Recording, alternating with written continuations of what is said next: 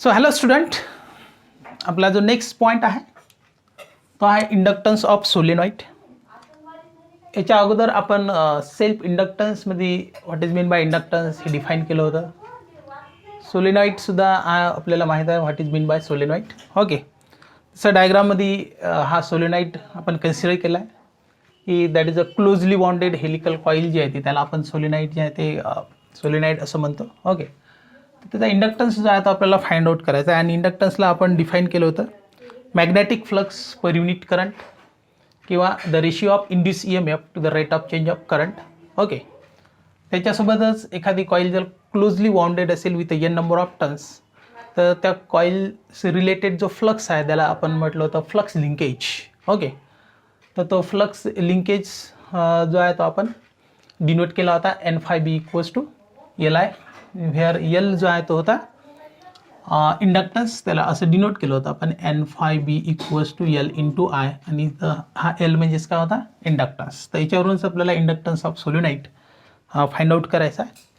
Okay, तर consider a long solenoid, एक long solenoid आहे ज्याच्यामध्ये N नंबर ऑफ टर्न्स आहे, म्हणजे टोटल नंबर ऑफ टर्न्स जे आहे त्या आहेत समजा N. तर N काय डिनोट करेल, तर N is a total number of turns.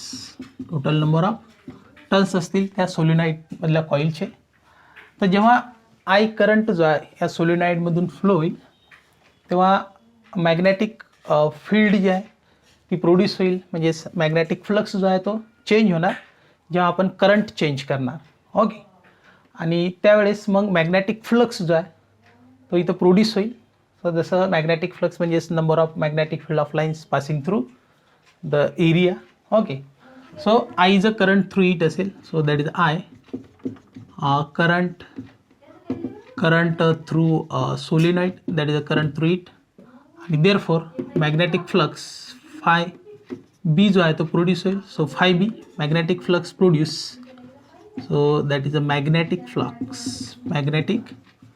Flux produce at the central region, at the central region. Okay, मग आता सोलेनॉइड आहे with a closely bonded coils with N number of turns आणि म्हणून flux linkage जो आहे. Okay, so therefore flux linkage काय असेल ज्याला आपण म्हटलं magnetic flux linkage. So flux linkage किंवा मॅग्नेटिक फ्लक्स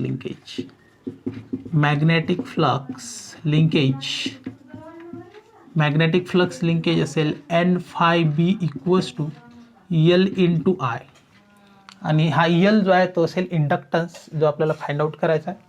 आणि म्हणून इंडक्टन्स काय मिळेल, so inductance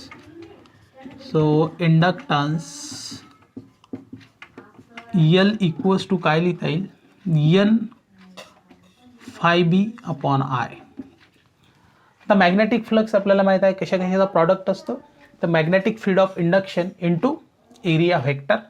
okay, so magnetic flux, so therefore phi b equals to product of magnetic field of induction b bar into area vector a bar. हा dot product आहे, याचा dot product काय मिळेल b into a cos theta, where theta is the angle between b bar and a bar. So direction of magnetic field of induction, direction of this area vector same parallel आहे, म्हणजे theta जो आहे तो असेल 0 आणि cos 0 होईल 1, आणि म्हणून मॅग्नेटिक फ्लक्स मिळेल B into A since theta जो आहे तो आहे 0 degree. Okay, N be the total number of turns आणि म्हणून number of turns per unit length.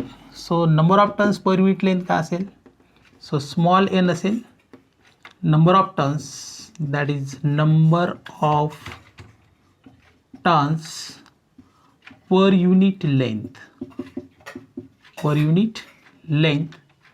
So small n equals to capital N upon L, small l, आणि म्हणून capital N काय मिळेल, therefore capital N equals to N into L. तर magnetic flux मिळाला B into A, capital N मिळतो आहे N into L, ही value आपण इथं प्लेस करणार, आणि म्हणून इंडक्टन्स काय मिळेल, so therefore inductance so inductance L equals to N into L B into A upon I. तर हे असेल magnetic field at the centre किंवा magnetic field inside the solenoid. तर मॅग्नेटिक फील्ड इनसाइड द सोलेनाइडची value आपल्याला माहीत आहे. Magnetic field inside the solenoid काय आहे? तर मॅग्नेटिक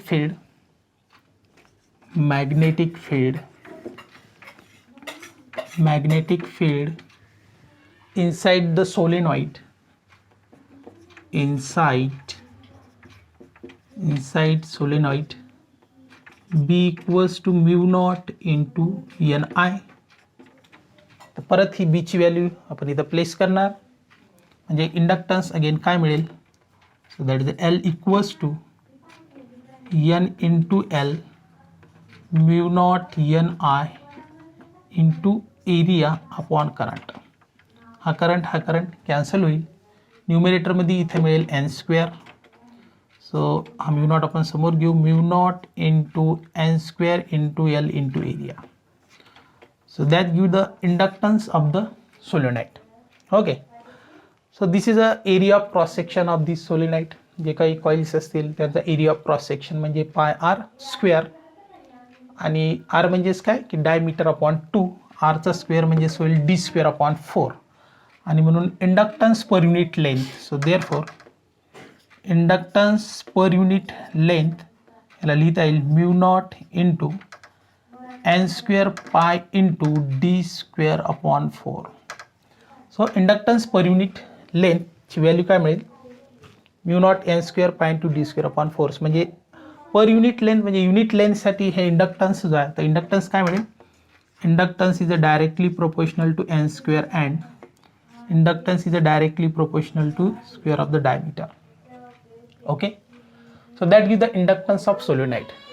मग आता एखाद्या सर्किटमध्ये असे नंबर ऑफ इंडक्टन्स जर समजा असतील, ओके, तर इंडक्टन्स इन अ सिरीज आणि इंडक्टन्स इन अ पॅरलल जो आहे तर तो कसा फाइंड आउट करणार आपण? So let see. I hope very easy आहे इंडक्टन्स ऑफ सोलेनाइड. हे एक्सप्रेशन तुम्हाला फ्लक्स लिंकेजवरून सुद्धा लक्षात ठेवता येईल की सोलेनाइडमध्ये एक हेलिकल कॉईल असते which is a closely bonded having a n number of turns. आणि जेव्हा याच्यामधून करंट I फ्लो होणार तेव्हा फ्लक्स लिंकेज जो आहे तो काय असेल? n∅b equals to Li, where L असेल इंडक्टन्स. आणि म्हणून इंडक्टन्स काय मिळेल? n∅b upon I. n be the total number of turns. पण पर युनिट लेंथसाठी याची जी लेंथ असेल कॅपिटल L, तर पर युनिट लेंथसाठी number of turns per unit length असतील capital N upon small l. आणि म्हणून कॅपिटल N मिळेल आपल्याला n into L. Magnetic flux जो माहीत आहे आपल्याला product of B bar into A bar that is B A cos theta. दोन्ही पॅरलल आहेत म्हणजे थिटा 0 होणार. आणि म्हणून φb काय मिळेल? तर बी इंटू ए. ह्या दोन व्हॅल्यू आपण इथं प्लेस केल्या. मॅग्नेटिक फील्ड जी आहे ती इनसाइड द सोलेनाइड याचं एक्सप्रेशन आपण फाइंड आउट केलं आहे. म्यू नॉट Ni ती व्हॅल्यू आपण प्लेस केली. करंट कॅन्सल होणार. So that give the magnetic that is the inductance of solenoid mu naught n² L into A. हा असेल area of cross section. In terms of diameter याला लिहिलं. Okay, at the central region. तर inductance per unit length आपल्याला एवढा मिळेल. आणि हा इंडक्टन्स जो आहे तो डायरेक्टली प्रोपोर्शनल असेल the number of turns per unit length and the square of the diameter. Okay, आता इंडक्टन्स जर सिरीजमध्ये असतील तर टोटल इंडक्टन्स जो आहे तर टोटल इंडक्टन्स कसा लिहिणार आपण? I hope you got it. तुम्हाला समजलं असेल. Okay okay, so inductance in series, inductance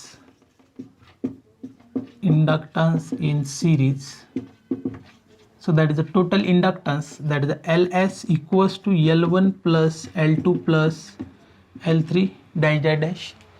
जेवढे नंबर ऑफ इंडक्टन्स असतील तर त्यांची सम म्हणजे सिरीज कॉम्बिनेशनमधलं असेल टोटल इंडक्टन्स. तसंच पॅरलल कॉम्बिनेशनमध्ये का होईल याला डिनोट करू आपण LP न.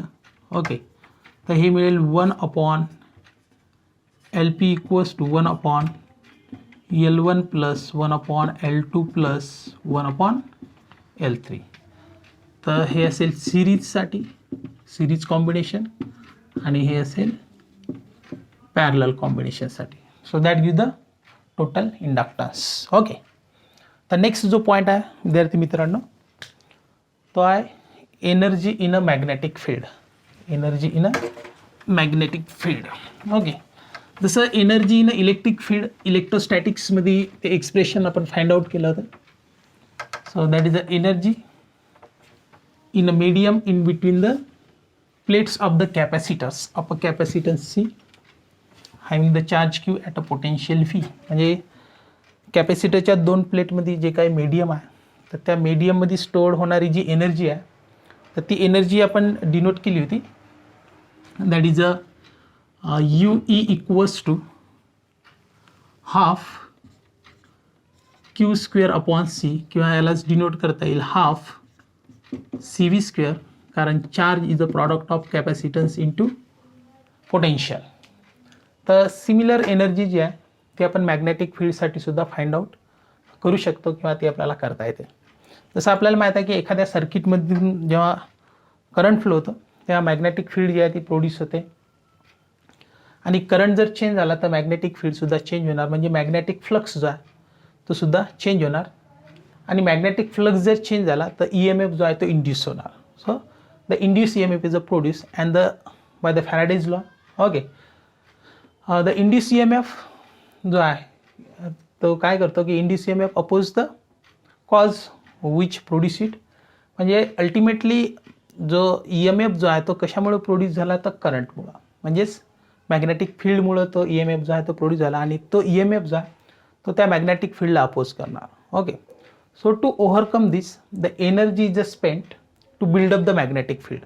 म्हणजे मॅग्नेटिक फील्ड बिल्डअप करण्यासाठी की जेणेकरून ई एम एफनं अपोज जरी केला तरी तो ई एम एफ जो आहे तो प्रोड्यूस होत राहावा किंवा तो कमी होऊ नये मॅग्नेटिक फील्ड किंवा मॅग्नेटिक करंट जो आहे. ओके. त्याला अपोजिशन होऊ नये म्हणून एनर्जी जी आहे ती स्पेंड केल्या जाते and this energy can be recovered as a heat in a resistance of the circuit.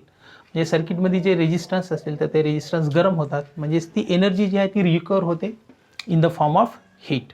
Okay. मग आता मॅग्नेटिक फ्लक्स जो आहे तो जर चेंज झाला तर ई एम एफ जो आहे तो इंड्यूस होणार आणि induce E M F by Faraday's law. Okay. So तो आपल्याला फाइंड आउट करता येईल. So energy in a magnetic field, next जो पॉईंट आहे तो energy in a magnetic field. Energy in magnetic energy in a magnetic field. Okay. So energy in a electrostatics or the energy in a medium in between the plates of the two capacitors, that is the electrostatics energy is given by that is a half q square upon c which is equals to half cv square. So similar expression we can find for the magnetic field also. Okay. So by the Faraday's law, by Faraday's law, induced EMF due to the change of the magnetic flux. So induced EMF equals to minus L into di by dt. Okay. So to find the current buildup, so some energy is spent. Okay. So the energy is spent to build up a current can be to find we have to do the work. So the work done is moving the charges dq against this EMF, म्हणजे जो EMF oppose करतो magnetic फील्डला किंवा त्याच्या कॉजला म्हणजेच करंटला, तर त्याच्या against charges move होण्यासाठी लागणारा वर्क म्हणजेच work. So that is a work done in moving charges dq against EMF. So for the small charge, small work, that is the dw equals to minus E into dq. EMF is a work upon charge. Okay. इची value जर place केली तर काय मिळेल, work done equals to minus in bracket minus L into D I by D T into D Q, minus minus होईल plus. So L into D I into D Q by D T, rate of flow of charges म्हणजेच current, आणि म्हणून work काय मिळेल आपल्याला इथून. So work done equals to L into I D Q by D T into D I. Okay. So total charge जर move झाले म्हणजेच टोटल करंट आय जो आहे तो फ्लो होईल आणि म्हणून टोटल वर्क जर फाइंड आउट करायचं असेल तर we have to integrate the small work in between the limit 0 to I. So total current okay, so total work W equals to integration from 0 to I into dW, so which is equals to 0 to I, that is small work काय मिळते L into I into dt.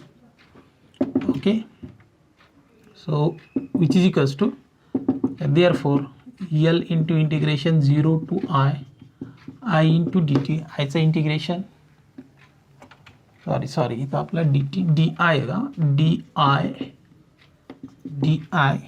okay, so therefore which is equals to L into I square upon 2, that is 0 to I, आणि शेवटी work काय मिळेल that is a half L into I square. So हे जे equation आहे आणि हे जे इक्वेशन आहे okay, so they are analogous. Okay, तर जी काही एनर्जी स्पेंड होते ओके ती एनर्जी आहे in terms of the magnetic field. So energy spend to build up the magnetic field म्हणजे energy is stored in a magnetic field. So this work is a stored in the form of energy. So energy in a magnetic field, so ही असेल U B, याला denote करू आपण U B equals to half L into I square. So that gives the energy in a magnetic field. So simple चा concept आहे असा. जर समजा करंट चेंज झाला तर मॅग्नेटिक फील्ड चेंज होणार म्हणजे मॅग्नेटिक फ्लक्स चेंज होणार आणि मॅग्नेटिक फ्लक्स चेंज झाला तर ई एम एफ जो आहे तो इंड्यूस होणार. हा इंड्यूस झालेला ई एम एफ काय करणार त्याच्या कॉजला म्हणजे ज्यामुळं तो प्रोड्यूस झाला म्हणजेच मॅग्नेटिक फ्लक्समुळं प्रोड्यूस झाला म्हणजे मॅग्नेटिक फील्ड चेंज झाल्यामुळं प्रोड्यूस झाला म्हणजेच करंट चेंज झाल्यामुळं तो जो आहे तो प्रोड्यूस झाला. म्हणजे हा ई एम एफ जो आहे तो करंट मॅग्नेटिक फील्ड मॅग्नेटिक फ्लक्सला अपोज करेल आणि असं होऊ नये म्हणून मॅग्नेटिक फील्ड बिल्डअप करावं लागेल किंवा करंट जो आहे तो बिल्डअप करावा लागेल. म्हणजेच याच्यासाठी काहीतरी एनर्जी जी आहे ती स्पेंड होणार आणि ती एनर्जी रिकवर होते हीटच्या फॉर्ममध्ये in a resistance of the circuit. Okay, तर एनर्जी स्पेंड करण्यासाठी लागणारं जे वर्क आहे okay, so the work done in moving the charges D Q against the E M F असेल D W equals to minus A into D Q. हिची value आपण इथं place केली. Rate of flow of charges म्हणजेच current okay तो मिळेल आपल्याला that is a L I into D I. Okay, so total work केव्हा होईल जेव्हा 0 to I एवढा करंट जो आहे तो फ्लो होईल आणि टोटल वर्क मिळते आपल्याला half L into I square.